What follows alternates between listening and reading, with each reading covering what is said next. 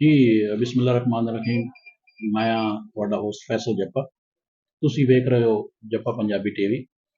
ਇੱਕ ਇਹ ਬੇਨਤੀ ਵੀ ਹੈ ਅੱਜ ਦੇ ਪ੍ਰੋਗਰਾਮ ਸ਼ੁਰੂ ਕਰਨ ਤੋਂ ਪਹਿਲੇ ਕਿ ਪਿਛਲੇ ਜਿਹੜੀ ਵੀਡੀਓ ਅਸੀਂ ਬਣਾ ਰਹੇ ਹਾਂ ਉਸ 'ਤੇ ਵਿਊਵਰਸ ਬਹੁਤ ਜ਼ਿਆਦਾ ਨੇ, ਲੇਕਿਨ ਫੇਸਬੁੱਕ 'ਤੇ ਅਗਰ ਲੈਂਦੇ ਹਾਂ ਤਾਂ ਉੱਥੇ ਫਾਲੋਵਰਸ ਦੀ ਤਾਦਾਦ ਕਮ ਹੈ, ਵਿਊਵਰਸ ਦੀ ਤਾਦਾਦ ਬਹੁਤ ਜ਼ਿਆਦਾ ਹੈ। ਔਰ ਅਗਰ ਅਸੀਂ YouTube 'ਤੇ ਕਰਦੇ ਹਾਂ ਤਾਂ YouTube 'ਤੇ ਵੇਖਣ ਵਾਲੀ ਤਾਦਾਦ ਤਾਂ ਬਹੁਤ ਜ਼ਿਆਦਾ, ਲੇਕਿਨ ਸਬਸਕ੍ਰਾਈਬਰ ਕਮ ਨੇ। ਉਮੀਦ ਹੈ ਤੁਸੀਂ ਜਿਹੜੀ ਅੱਜ ਦੀ ਵੀਡੀਓ ਹੈ ਵੇਖ ਕੇ ਸਬਸਕ੍ਰਾਈਬ ਵੀ ਕਰ ਸੋ ਤੇ ਨਾਲ ਅਗਰ ਫੇਸਬੁੱਕ 'ਤੇ ਵੇਖ ਰਹੇ ਹੋ ਤਾਂ ਉਸਨੂੰ ਫਾਲੋ ਵੀ ਕਰ ਸੋਗੇ। ਅਸੀਂ ਇੱਕ ਸਿਲਸਿਲਾ ਸ਼ੁਰੂ ਕੀਤਾ ਹੋਇਆ ਗੁਆਂਢ ਦੇ ਸ਼ੁਰਾ ਦੇ ਬਾਰੇ ਕਿ ਉਹਨਾਂ ਨੂੰ ਤੁਹਾਡੇ ਤੱਕ ਪਹੁੰਚਾਇਆ ਜਾਵੇ।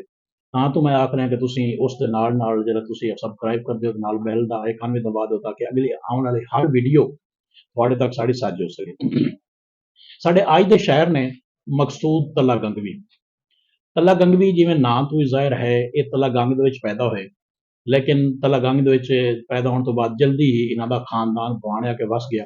ਔਰ ਗੁਆਂਢ ਆ ਕੇ ਇਹ ਜਿਹੜੀ ਆਪਣੀ ਜੱਦੀ ਪੁਸ਼ਤੀ ਕੰਮ ਹੈ ਇਹ ਛੇੜੀਆਂ ਬਣਾਉਂਦੇ ਹਨ, ਜੁੱਤੀਆਂ ਬਣਾਉਂਦੇ ਹਨ, ਇਹ ਗੁਆਂਢ ਆ ਕੇ ਇਹਨਾਂ ਉਹੀ ਕੰਮ ਸ਼ੁਰੂ ਕਰ ਦਿੱਤਾ। ਮਕਸੂਦ ਤਲਾ ਗੰਗਵੀ ਦੀ ਤਰਬੀਅਤ, ਟ੍ਰੇਨਿੰਗ ਔਰ ਬਚਪਨ ਜਿਹੜਾ ਹੈ ਉਹ ਸਾਰਾ ਗੁਆਂਢ ਦੇ ਵਿੱਚ ਹੀ ਗੁਜ਼ਰਿਆ। ਇਹ 1960 ਦੇ ਵਿੱਚ ਤਲਾ ਗੰਗ ਦੇ ਵਿੱਚ ਪੈਦਾ ਹੋਏ, ਲੇਕਿਨ ਗੁਆਂਢ ਜਲਦੀ ਹੀ ਸ਼ਿਫਟ ਹੋ ਗਿਆ। ਸ਼ਾਇਰੀ ਦਾ ਸ਼ੌਕ ਇਹਨਾਂ ਨੂੰ ਬਚਪਨ ਤੋਂ ਹੀ ਆਈ। ਸ਼ਾਇਰੀ ਗੁਆਂਢ ਦੇ ਵਿੱਚ ਕਿਉਂਕਿ ਅਬਦੁਲ ਰਹਿਮਾਨ ਸਹਿਰਾਈ ਇੱਕ ਬਹੁਤ ਵੱਡਾ ਨਾਂ ਹੈ ਸਾਡਾ, ਉਹ ਗੁਆਂਢ ਵਿੱਚ ਮੌਜੂਦ ਹੈ। ਇਹਨਾਂ ਦਾ ਉਹਨਾਂ ਕੋਲ ਬੈਠ ਉੱਠਣ ਸ਼ੁਰੂ ਹੋ ਗਿਆ।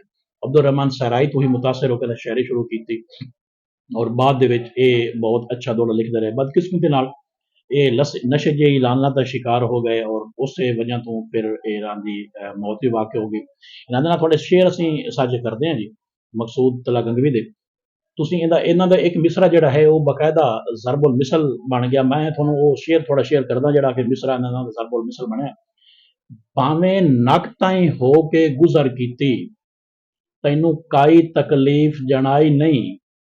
ਮੇਰੀ ਮਾਜ਼ ਮਲੂਟੀ ਹਸਤੀ ਦੀ ਤੂੰ ਅੱਜ ਤਾਈਂ ਆਸ ਪੁਜਾਈ ਨਹੀਂ। ਤੇਰਾ ਸ਼ਾਹੀ ਦਸਤੂਰ ਮੈਂ ਪਰਖ ਲਿਆਏ, ਰੱਤੀ ਅਦਲ ਦੀ ਨਜ਼ਰੀ ਆਈ ਨਹੀਂ। ਅੱਜ ਮੁੱਲ ਮਕਸੂਦ ਇਨ ਕੱਪੜਿਆਂ ਦੇ, ਇਨਸਾਨ ਦੀ ਕੀਮਤ ਕਾਈ ਨਹੀਂ। ਇੱਕ ਹੋਰ ਸ਼ੇਰ ਤੁਹਾਨੂੰ ਸਾਂਝਾ ਕਰਦੇ ਹਾਂ। ਸਜਣਾ ਨੂੰ ਵੇਖ ਕੇ ਜੀਂਦਿਆਂ ਵਤਣਾ, ਰੁੱਤ ਨਾਲ ਅਕੀਦਾ ਠੀਕ ਆ। ਰੱਬ ਸ਼ਾਹ ਰਗ ਤੂੰ ਵੀ ਨੇੜੇ ਹੈ, ਬੇਲੀ ਇਸ ਤੋਂ ਵੀ ਨਜ਼ਦੀਕ ਆ। ਹੋਇਆ ਇਲਮ ਖਲੂਸ ਦੀ ਪਾਲਿਸ਼ ਲੱਥਿਆਂ, ਮੇਰੇ ਨਾਲ ਦੁਪਾਰਾਂ ਤੀਕ ਆ। ਮਕਸੂਦ ਉਹ 100 ਕੋ ਦੂਰ ਦਿਸੇਂਦਾ ਹੈ ਜਿਹੜਾ ਸਾਹ ਸਾਹ ਨਾਲ ਸ਼ਰੀਕ ਆ। ਮਕਸੂਦ ਤਲਾ ਗੰਗਵੀ ਨੇ ਕਤੇ ਵੀ ਲਿਖੇ, ਦੋੜੇ ਵੀ ਲਿਖੇ, ਗਜ਼ਲਾਂ ਵੀ ਲਿਖੀਆਂ, ਨਜ਼ਮਾਂ ਵੀ ਲਿਖੀਆਂ, ਲੇਕਿਨ ਵਕਤ ਤੋਂ ਓਲੇ ਹੋ ਚੁੱਕੇ ਨੇ। ਸਾਡੀ ਕੋਸ਼ਿਸ਼ ਹੈ ਕਿ ਅਸੀਂ ਇਸ ਤਰ੍ਹਾਂ ਦੇ ਹੋਰ ਸ਼ਾਇਰ ਵੀ ਲੈ ਕੇ ਤੁਹਾਡੇ ਨਾਲ ਫੇਰ ਹਾਜ਼ਰ ਹੋਈਏ। ਉਦੋਂ ਤੱਕ ਜਿਹੜੀ ਸਾਨੂੰ ਇਜਾਜ਼ਤ ਦਿਓ ਜੀ। ਬਹੁਤ ਸ਼ੁਕਰੀਆ।